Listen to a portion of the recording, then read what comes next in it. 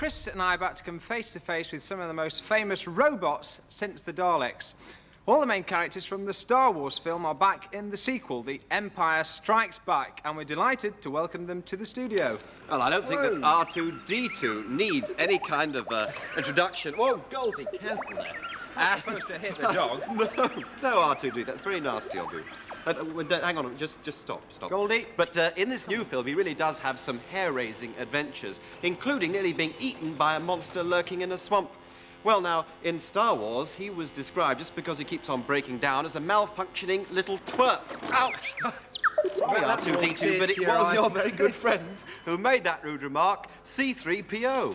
Hello, welcome. What a splendid robot. I don't think I've ever met someone so handsome. How do you do? Welcome to the programme.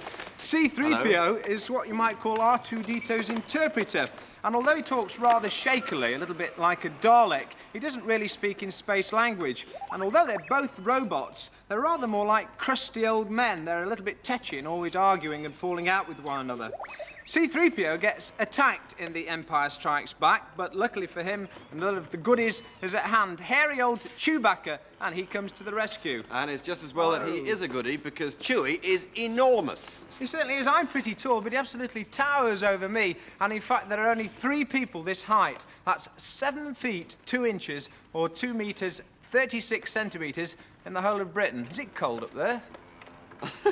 Well, I'm very pleased that Chewie is here to protect us, because there is a sinister baddie lurking around by the name of Darth Vader, who is known in real life, of course, as David Prowse, who between 1962 and 64 was the British heavyweight weightlifting champion of undefeated of Britain. But in the film, of course, he leads the forces of darkness in their quest to take control of the galaxy. I think I want to go home. And watching that hair-raising sequence with me are none other than Princess Leia herself, otherwise Carrie Fisher, and Mark Hamill, alias Luke Skywalker. Mark, welcome back to Blue Peter. Thank you. Carrie, welcome to the programme for the first time. Thank you. Carrie, tell me, what was it like acting with robots? Well, it's a bit like acting with people, really, very, very human. I mean, some people are very robot-like and some robots are very human-like, so it was easy. Yes, they've got some smashing personalities in the film, haven't they, from the robots. What was the hardest part of the film for you? I think probably the carbon freezing chamber, which it says freezing, but it's actually very hot. It was about 100 degrees, and I'd sort of embrace Chewbacca, the Wookiee, and after about 2 hours in a lot of heat like that, he doesn't smell so nice. Mark, I know filming takes a very long time, and a lot of the early part of The Empire Strikes Back is out in the snow. It takes place in That's right. We filmed it in Finse, which is in Norway. Yes. It's between Oslo and Bergen, and we all sort of wished that we had Chewbacca's costume. I bet you did. I bet you did. What did you do to keep warm? What were the kind of things that were provided for you? The camera would freeze up. The film wouldn't go through the camera properly. It was just bitterly cold, and it's the kind of cold where it almost feels hot. Your face feels... Almost burning. Yeah, it stings, and you have to be very careful to cover up and take it off just for the shot and then get right back into the warm. Get back on. And how long did the filming of the whole film take? For the actors, the longest that anyone worked was 8 months, but the special effects people start working before we start.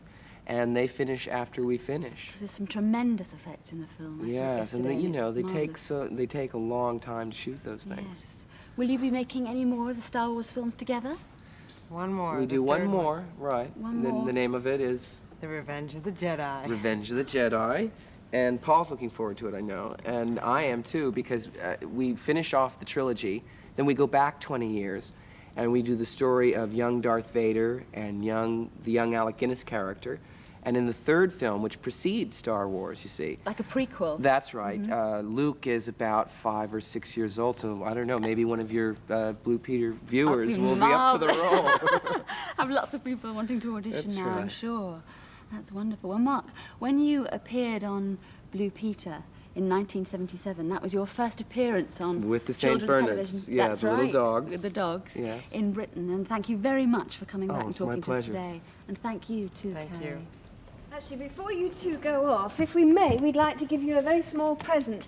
These are 2 copies of the very first edition of our Blue Peter Book of Gorgeous Grub. And half the proceeds of the book are going to Cambodia. It's absolutely packed full of recipes, which are favourite recipes of our Blue Peter viewers. But there's one on page 57, which I think you two would find particularly interesting. It's called Star Wars Stew, and it was sent in to us by 8-year-old Elspeth Bruford of Edinburgh, and she says that she and her family called it this because it was invented when they wanted a hot meal waiting for them when they came back from seeing your film Star Wars. And now's your chance to actually taste them, because we've got some here, Carrie and Mark. I'm assured it's piping hot. It certainly smells delicious. It's the most wonderful mixture, I assure you. It's a mixture of sausages, baked beans, onions, tomatoes, sweet corn, chips, potatoes, and cheese. I don't think that's a week. Eat for 3 weeks after you've had one of these. We've got serving spoons, no less. The rebels' favourite meal. Carrie, you're the first to brave it. What's it like? Well, see, they don't usually feed us in space. And Mark, you get to eat. We're so busy escaping Darth Vader. that we I don't only get to get eat. Yoda stew. I've never had Star Wars stew before. Well, I tell you what, I bet when Carrie sent this, I mean, not Carrie, I'm sorry, when Elspeth sent this recipe in, she never dreamt that Princess Leia and Luke Skywalker themselves would be eating it. I'm sure she's absolutely thrilled. We won't be back on Monday because, of course, it's the bank holiday, but we will be back a week today on Thursday, and we'll have another world-famous personality with us, Robin Cousins. And we'll all be kneeling down on the studio floor, putting together a 1,150,520 piece pavement. So we'll see you Thursday. Bye. Bye.